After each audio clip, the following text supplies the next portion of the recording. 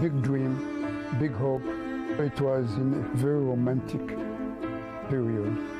This year, 17 African nations mark 50 years of independence from decades of European colonialism. One continent hungry for another's riches.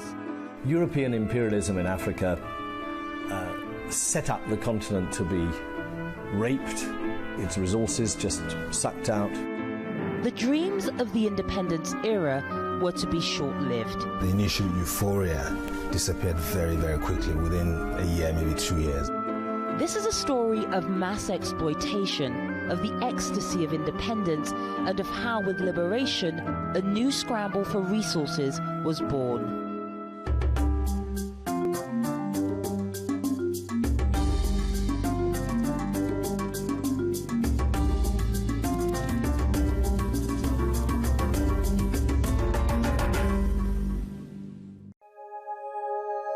Whether in bustling cities or remote villages, the 1880s and 90s were years of terrifying upheaval in Africa. People were killed. Villages were destroyed. Political systems were completely destroyed. Leaders were arrested, put in jail. Fleet upon fleet of foreign soldiers armed with new weaponry and a sense of entitlement descended as if overnight. That was traumatizing. This was a face of their European trading partners people had rarely seen. United in their cause but divided in their efforts, armed resistance failed. In the space of just 20 years, 90% of Africa was brought under European occupation. Europe had captured a continent. Gunboat diplomacy. In many instances, the British did not actually have to go to war. Just the threats of war, the fact that there were all these big, powerful guns was enough to force the local chiefs to sign a treaty. All this because of massive sea changes. Not in Africa itself, but in Europe, which was in the throes of the Industrial Revolution. The advent of the machine was transforming the continent into the workshop of the world. A workshop in need of raw materials. Palm and peanut oil would literally grease the engines of the revolution. Modern transportation would need rubber for tires, and Europe's prosperous middle classes now demanded luxuries from overseas. This was the dawn of industrial-scale production, modern capitalist economies, and mass international trade. Thanks to a generation of explorers and traders, the great powers knew what riches lay in Africa. Britain and France already controlled most of the continent's ports. Africa had diamonds, it had gold, it had cobalt, it had lots of things. It had cocoa. It had lots of things that Europe needed.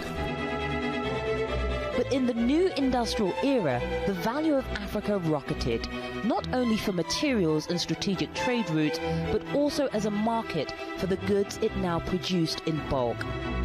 Africa was an opportunity. The Africans wanted to trade right from the word go. They wanted to sell their labor. From Malawi and northern Rhodesia, they used to go down into South Africa. You had a movement of people. People wanted to learn. They wanted to meet each other. So it was a natural thing that the outside world should get involved with Africa. But the scramble for Africa wasn't just about economics. Colonialism had become the fast track to political supremacy in Europe. Britannia may have ruled the waves, but Germany was rising after victory in the Franco-Prussian War. Meanwhile, the defeated French Empire sought to regain its glory, and a new unified Italy was also growing in strength. Europe was a continent in the ascendancy, whose nations were vying for supremacy. And back in Africa, their competing imperial armies were pushing inland. And this looked set to bring them into major confrontation. The rival powers convened around a conference table in the German capital, and in February 1885 signed the Act of Berlin, an agreement to abolish slavery and allow free trade. But the act also drew new borders on the map of Africa, awarding territory to each European power and turning trading partners into subjects of empire. It legalized the scramble for Africa. What it did was it carved up what are thought to have been about between 6,000 and 10,000 political units in Africa, and they were then carved up, often cutting peoples in half, water tables just sort of cut off from their sources. It was complete geographical madness. Simply drew lines on the map, places where they had not even been yet. They had no idea what was there. Africans were not aware that there were conferences being organized in Berlin to determine about them. No, they did not know about it. They only saw the consequences. But the governments of Europe were at pains to stress that their forays into Africa weren't just the product of vested interest. That beneath train tracks and shipping lanes lay a moral justification which caught the public imagination.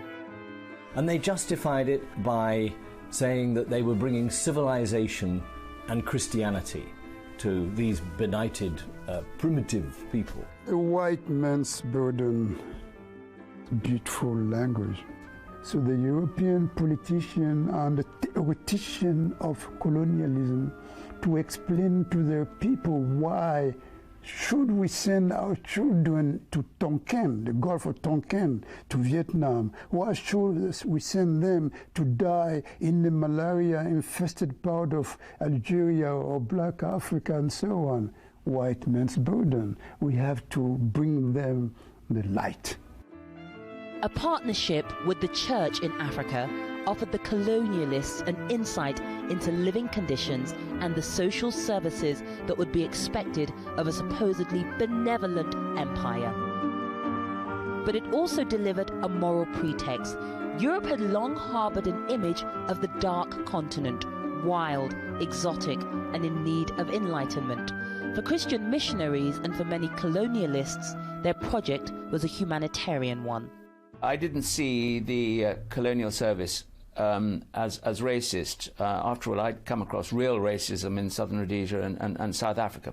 Well, when I was at school in South Africa, I had no African friends. There was no contact between white people living in South Africa at that time and African people on a basis of equality. It was all master and servant. And these were the days of apartheid. I just could not accept the idea that every white man was superior to every black man. I knew that this was just nonsense. You cannot dominate a people without giving him a sense of inferiority. Racism is part of the colonial system. White supremacy was in exercise, was in practice in all the colonies. As far as I was concerned,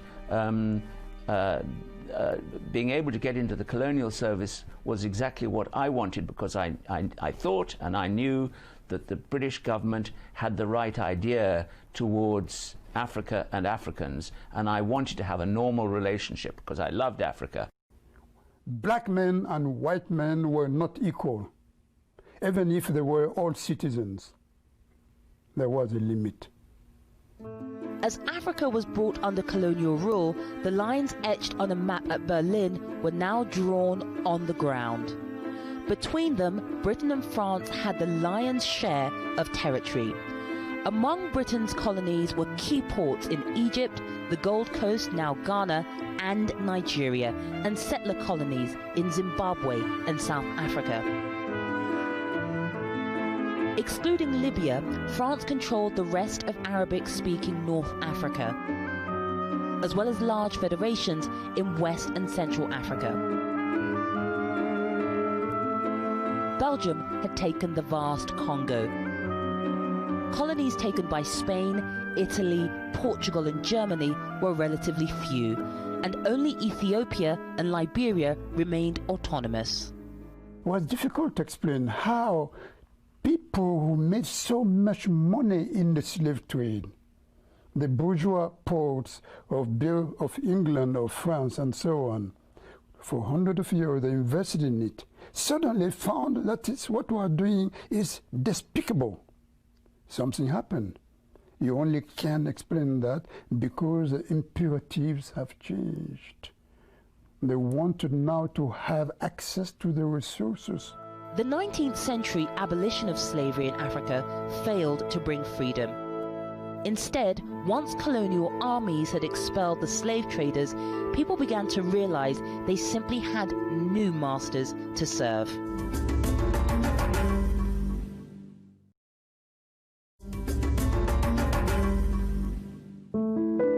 Gold and diamonds, cocoa, ivory, rubber and cotton. Intensive exploitation swept through the continent as Africa delivered on its promises of untold riches bound for the dockyards of Europe. By the end of the 19th century, it had helped crown Britain the powerhouse of manufacturing, with a massive share of world exports, half of all cotton goods and 80% of all clothing. The French built their business plan on two materials crucial to industrial Europe, groundnut and cotton. But in colonizing the Sahara and staffing an elaborate administration, they struggled to see profits. France didn't simply want to rule an area, they wanted to assimilate a population. African towns were remodeled to replicate Dijon or Marseille. And the more French a person became, the better their chances in life. It was an attitude to Africans that they were proud of. But even the gift of citizenship wasn't quite what it seemed. I remember I come from a family in which we don't speak French. But when we went to the elementary school, we had to learn French. So during the first year, to be honest with you, we just remained quiet. We learned how to recite the alphabet, and bit by bit we learned some French word because it was forbidden to speak the mother language. The French ideal of cultural assimilation proved grossly misjudged. The colonies were founded by French military men to the exclusion of existing leaders. Their heavy-handed rule often created grievances among African subjects. But remote communities in places like Chad were able to evade the daily influence of French rule altogether. Only in Senegal, the seat of French West Africa, did a privileged few find a political voice. If the goal of building France in Africa succeeded in bricks and mortar, it largely failed in hearts and minds. The contact was a contact of inequality. In other words, we were made to believe as if we had no civilization, no culture. That was very traumatizing indeed. While the British rejected the French policy of cultural colonization, it still often happened in practice. For my father's generation, the relationship with England was completely uncritical, uncomplicated. They went to church, they had a British education, they loved Shakespeare, they listened to the BBC World Service, and they were just, they spoke English with a clipped, actually, English accent. And they referred to England as a mother country, even though very few of them actually had the opportunity to travel to England.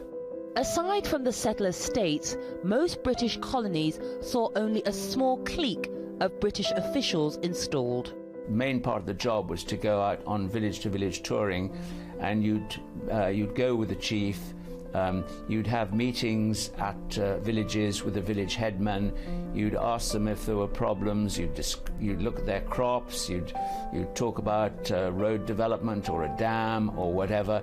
You kept in close touch with the people, and incidentally, you would speak to them in their own language. It was terribly important to learn the local language as quickly as possible. The British mainly took indirect control by appointing local leaders to manage the colonial mission. But ruling by proxy created huge variations in practice and fostered enmity between tribes. And ultimately, African leaders working for the British lacked credibility in the eyes of the people. When the white administrator in his Bentley or in Rolls-Royce with the Union Jack appears, there is no question. There are no two sources of authority. There is only one authority. It is the authority of the king or the queen. One man at the Conference of Berlin walked away with his own private colony and showed what colonialism looked like at its very worst. King Leopold II of Belgium had originally founded a committee to civilize Africa, convincing the Berlin delegates that he merited a territory 2.3 million square meters in size, the Congo Free State. But instead of improving the Congo, his 23-year reign was so brutal that the population halved, while Leopold and his men amassed huge personal fortunes. Men, women and children were forced to collect huge quotas of rubber for export. Those considered work-shy could face a punishment of hand amputation or worse. Dunlop's invention of the pneumatic tire in 1888 increased the price of rubber, the profits of Leopold, and the misery inflicted by his men. When you look at Congo under King Leopold, you realise the whole imperial venture in Africa could have been a great deal worse. I mean, that was just pure looting. Africans who didn't allow themselves to be enslaved were just killed. By 1903, reports of atrocities compiled by Christian missionaries and British envoys reached the world press. Leopold was exposed, but it took another 5 years for the Belgian government to finally repossess the Congo from Leopold amidst a state cover-up. The British, the French, the Germans, before 1918, of course, the Belgians used taxation, they used forced labor for their enterprises. It was the same practice almost ever. From the point of view of the African, there was a unity in the colonial system. The imposition of European rule was at best a bittersweet encounter. In many places, rapid development came at the expense of personal freedoms.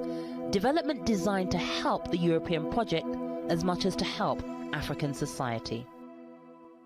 Roads were built, planned by the Europeans, the French or the British or the Belgians, does not matter. Roads were built, schools were built, with a taxation imposed upon the people. Colonization is always a system of high planning, but the planning is not done democratically. The planning is imposed by the masters. All the infrastructure that they built, the railways and the roads, were travelling from mines or plantations to the port. It was about sucking Africa's wealth out of it. And you can contrast that with India, say, where actually the railways and roads linked up towns. India was linked up internally.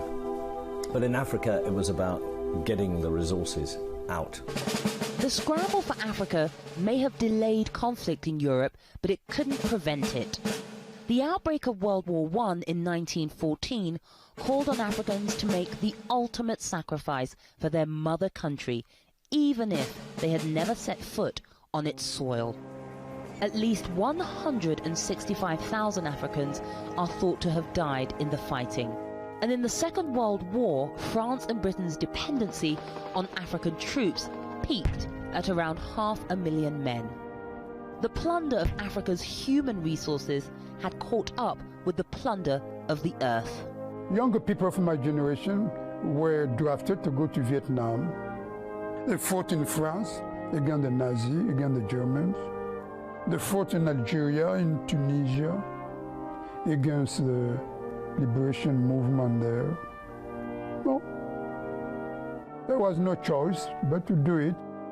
Tens of thousands, indeed, of Africans of all confessions, Christians, non-Christians, Muslims, Arabs and blacks, who made that force.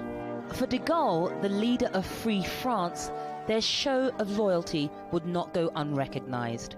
After World War II, there were reforms in the colonial system. The French began to introduce in the Constitution of 1945 and 1946 the idea of extension of citizenship to all people, regardless of his or her level of education.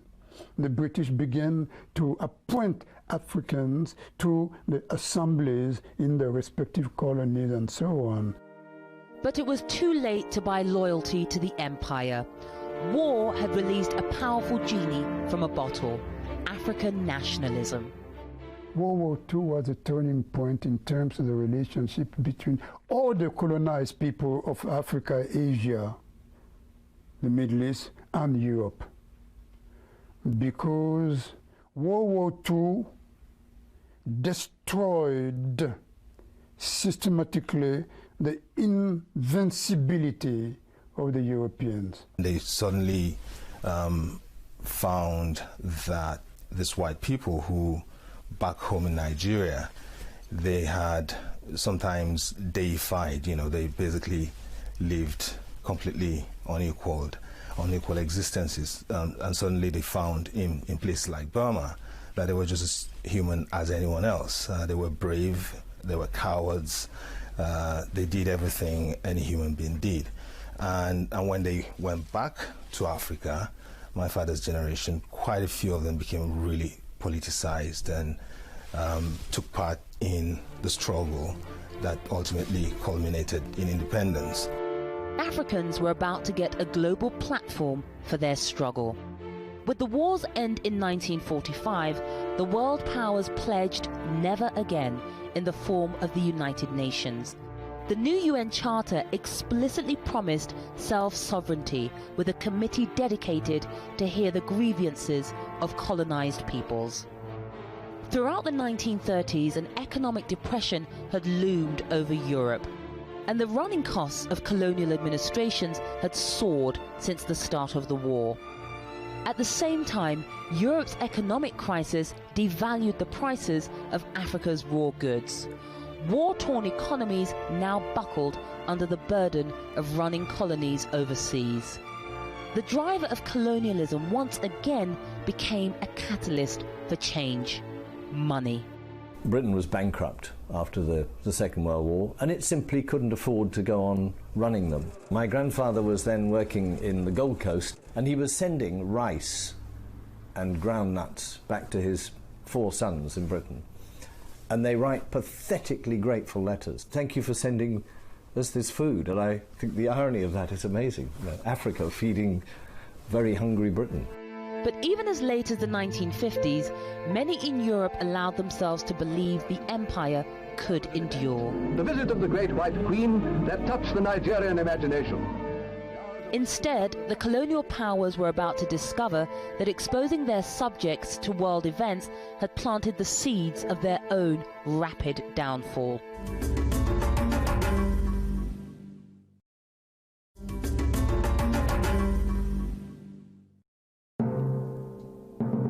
The European, being in the position of power, had one yardstick. He didn't use anybody else's yardstick. His yardstick was the yardstick. But what has happened, and most Europeans don't realize it, time has changed. With this new sense of dignity and this new sense of self-respect, a new Negro came into being with a new determination to suffer, to struggle, to sacrifice, and even to die if necessary in order to be free. And as the people in Africa and Asia get some power of their own, they get a mind of their own. The European yardstick now isn't necessarily the yardstick. The Negro came to feel that he was somebody. Race had emerged as the touchstone of the post-war world. By the 1950s, colonial rule had produced an elite of African nationalist intellectuals, and behind them, large, urbanized and literate working classes. Together, they witnessed the power of nationalism. In Egypt, where Gamal Abdel Nasser expelled the British, and in Algeria, where the resistance stood firm in its war of liberation from France. At the same time, the presence of the United Nations, the rise of the civil rights movement in the United States, and the nascent anti-apartheid movement focused the lens of world scrutiny on black rights and spurred on colonized Africans in their call for self-sovereignty. I'm happy to state that in accordance with your wishes, arrangements are now in progress to turn Ghana into a republic. Ghana is free. In 1957, Ghana became the first sub-Saharan state to be granted independence by transfer of power to Kwame Nkrumah, widely considered the father of African nationalism. He was impressed by the United States. He was a student here. The Americans did something extraordinary. He said, the 13 colonies, instead of each one becoming independent, they came together, created a union. Power is in the union. That is where Nkrumah explained the American dream and the American realization and so on. So he dreamed for something like that in Africa.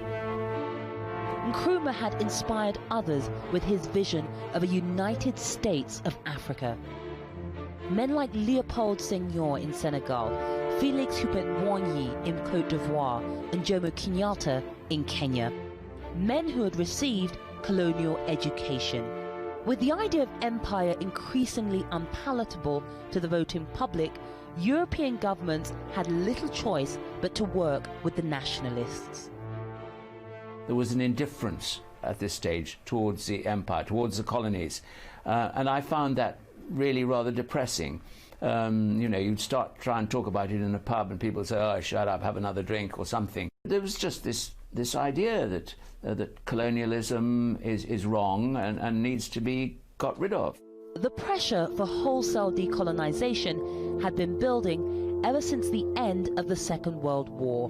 The tipping point came on Wednesday the 3rd of February 1960. The wind of change is blowing through this continent. And whether we like it or not, this growth of national consciousness is a political fact. British Prime Minister Harold Macmillan delivered a warning shot to the whites of apartheid South Africa and a death blow to the colonial venture across the continent. That signalled, to my mind, the idea that Britain disapproved and the world disapproved of apartheid and the racism of apartheid. But it didn't necessarily mean that we were giving up on our role in Africa. I didn't think so. In fact, within 10 months of the Wind of Change speech, Britain had surrendered 2 key African territories, France 14. The rate of decolonization when it arrived was breathtaking. Many were freed without bloodshed. 1960 was hailed the Year of Africa, and hurried withdrawals of the colonial powers continued into the next 3 decades. The transfer of power need not indicate that the Europeans suddenly realize that, well, it's time to give independence to the natives of Africa and Asia. No. It is in view of the possibility of large-scale war throughout sub-Saharan Africa that the French understood that it was better to prepare to negotiate with the nationalists, and hence you have the liberation movement. Will you go back to the Congo one day? No, never. Do you think that it's finished for the Europeans in the Congo? Yes, I think so. But no sooner had African nations escaped the shackles of colonialism than a new battle for the continent was underway: the Cold War. Back when the colonial idea had Europe's politicians spellbound, the communists had opposed it. And throughout their years of struggle, African nationalists had found a powerful friend in the Soviet Union. These 2 great powers, America and Russia, begin to carve up the world between them. Independence coincided with the Cold War, where it mattered whose side the president was in terms of this global struggle between Russia and America. and they both tried to organise coups to get their people in, and this was very destabilising. The Congo's Patrice Lumumba was a hardline nationalist, labelled a communist by America. His game of Russian roulette appeared to have paid off when in 1960 he oversaw the handover of sovereignty from Belgium. He was to become victim of the opposition between the West and the East, between the bloc, Soviet bloc and Americans. Because militia leaders with control of the mineral-rich Katanga province refused to be swallowed up in a wider republic led by a Soviet-backed Lumumba. Fearing their own material losses, the US and Belgium supported the rebels. And just 3 weeks after bringing the country into independence, Lumumba was captured by the Katanga militiamen, tortured and killed. So he became a legendary figure, not for what he did, but for what he could represent. Lumumba suffered more indignities, including being forced to eat a speech, which he restated his claim to be the Congo's rightful premier. Congo's riches, combined with global geopolitics, had again proven a disastrous mix. And with freedom from overt colonial exploitation, the scramble for resources was driven underground. For a fleeting moment, the Lumumba affair raised the questions of what in Africa would replace the strong arm of colonial rule, and whether national unity was achievable with hostilities bubbling beneath the surface. But in the excitement of independence, this was quickly forgotten. I suppose one of the ironies is that the European countries that were democratic didn't really introduce much democracy to Africa. So when independence comes and people can vote, many of these countries then politically exploded. All sorts of political problems that had been suppressed by colonial imperial rule then burst out, and many of them, like in Congo, practically tore the countries to pieces. I think it was a very unplanned thing, frankly. And it was only in the last year and a half or so before independence that all of a sudden, with independence looming, we started to have accelerated programs to train locals. Of course, that wasn't enough. So in the end, we handed over to a country which was not properly prepared for independence. I think that we would have done Africa a lot of good by staying and preparing flat out for another 5 or 6 years. But for Africans everywhere, decolonization couldn't happen fast enough. For that generation of Nigerians, it was just a feeling of complete euphoria, of triumph, of total confidence in the future of Nigeria. They really believed that Nigeria was, and all of Africa, I mean, they were Pan-Africans. They believed very much in the idea that the whole of Africa was going to rise from the shackles of the past. Dream, big hope. People thought that independence will bring about the solution to many problems. So it was in a very romantic period. Celebration of independence, dances, big projects. That euphoria wouldn't last.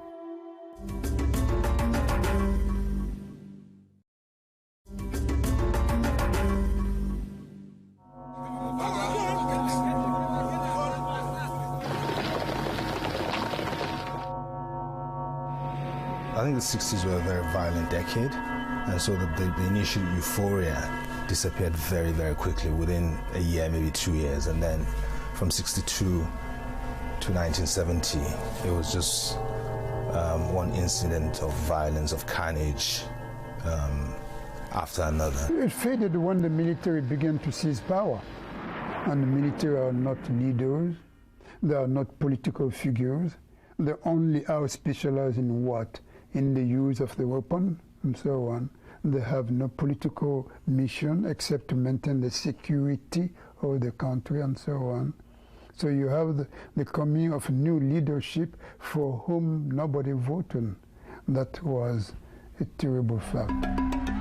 Many newly sovereign states of Africa, left with the legacies of occupation and the challenges of state building, were soon consumed by bitter power struggles. In many places, militiamen overran the nationalist thinkers.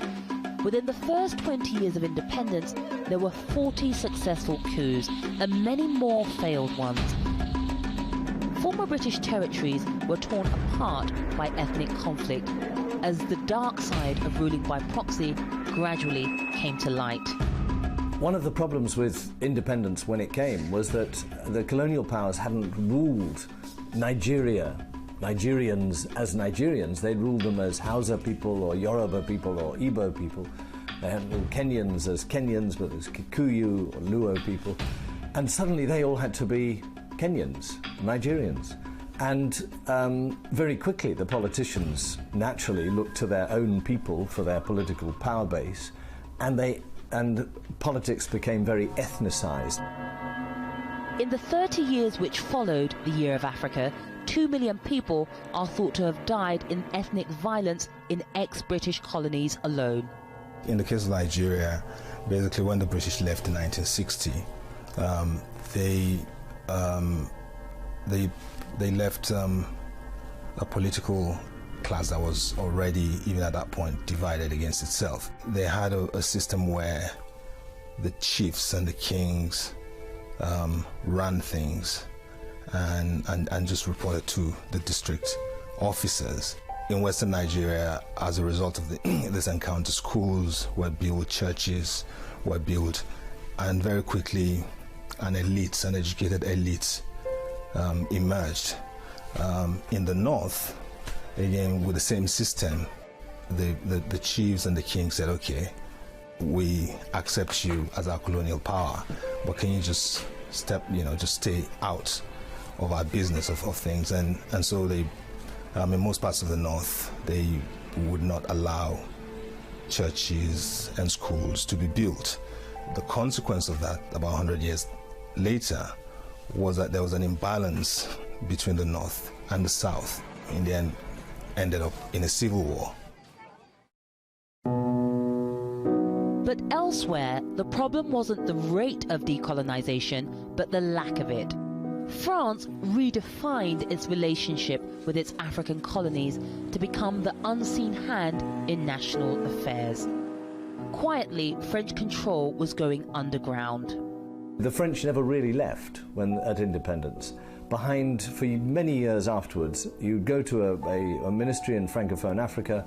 You would talk to the minister, who would be African. Behind the door, there would be a Frenchman, signing the checks, doing the accounts, reporting to Paris.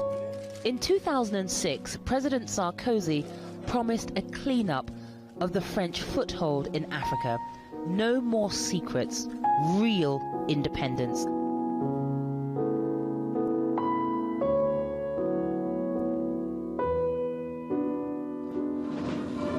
But Bastille Day celebrations in Paris this year sent a clear message that they remain as closely interested in the continent's affairs as they ever were. Ever since independence, domination of resources has continued to fuel violence in many states, with former Belgian Congo still seemingly locked in a vicious cycle of conflict over its mines. African rulers, foreign multinationals and governments have continued to strike deals to plunder commodities and helped cripple national economies already set back by the colonial experience. I suppose in the 19th century the Europeans just went in, enslaved people, forced them to dig and took it all for themselves. I think these days there's a complicity between the rulers of Africa and Western companies or middlemen. Mines in whichever country you're talking about needed somebody to bring in the personnel and the equipment to dig out the minerals, to employ people to continue to dig out the minerals, to maintain the place. Outside investment then, as now, is terribly important. But the continuing diversion of minerals isn't the only exploitative practice. Today, Africa is the largest recipient of external aid in the world, a continent where half the population survive on less than $1 a day. But for every aid dollar coming in, $10 are lost through illegal capital heading out. $437 billion has left Africa between 2000 and 2008. Left it illicitly, secretly, illegally. And much of that has flowed into tax havens owned by European countries, Britain particularly. And so the ordinary people of Africa haven't benefited from this last decade, which has been a very good decade for Africa economically. But when you go there, you still see people as poor as ever. Under a shadow financial system built on the ruins of colonialism, foreign banks and multinationals working in Africa avoid paying tax. Anonymous trust accounts, fake foundations, money laundering, tax havens, and trade mispricing all go unchecked. Since 1970, an estimated $854 billion has been lost, enough to have wiped out external debt, and have left $600 billion more for development. The financial rewards can be traced back to those countries proudly bailing out a dependent Africa with aid. A striking parallel to the colonial story. Also echoing the past, China is entering the scene, once monopolized by Europe, opening up options for African commerce. The process of decolonization is still unfolding. It's quite interesting that China has now come into the scenario, vying for contracts and for rights to exploit natural resources with European countries. It's China's demand for African resources which has pushed their prices globally. That's actually been very good for Africa. But whether African governments are really taking the best advantage of this one-off opportunity to sell what's under their soil, I'm not sure. The jury's out. This is the moment to build the infrastructure, to educate people, bring health to their people, and I'm not sure that is being done as effectively as it might be. While Nkrumah's United States of Africa may never have materialized, Africa today does have success stories, like Botswana, where diamond revenues have financed development under a multi-party government, and Senegal, where democracy, stability and civil liberties have characterized the past 50 years of self-rule. I think we can be very confident about the future of Africa. Africa espouses education, it espouses modernity. It is also becoming more and more democratic. We have not just the natural resources, but the intellectual resources, the strength of character. I believe a lot in the new professional classes. These are not the elites who have robbed Africa. These are world-class professionals. They've got an uphill struggle, but I think Africa may have turned the corner. Whether days of empire or nationhood, for over a century now, the world's relationship with Africa has been built on disparity.